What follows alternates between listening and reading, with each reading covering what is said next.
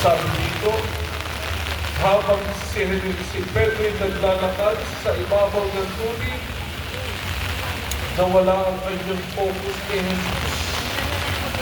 Napansin niya ang hangin at natakot na naman siya.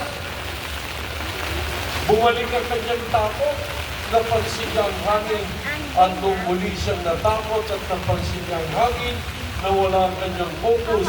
Ngayon, si Pedro'y dahan-dahang lumubog sa tubig. Nakita niyo, pag nawala ang focus mo kay Lord at nawala ka ng takot, lulubog ka rin.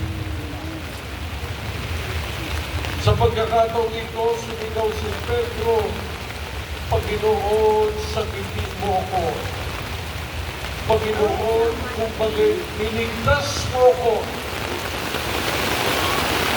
Isigaw niyo nga yun, Panginoon, sagitin mo ako. Panginoon, sagipin mo ako.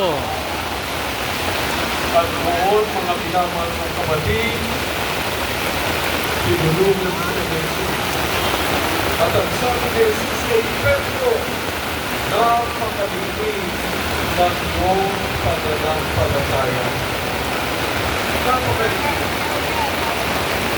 Mga minamahal ng kapatid na pananampalataya, makapagyarihan ng ating Diyos. Mas malakas siya kaysa malakas na hangin. Mas malakas siya sa baha. Sa tubig, malalakas na alon.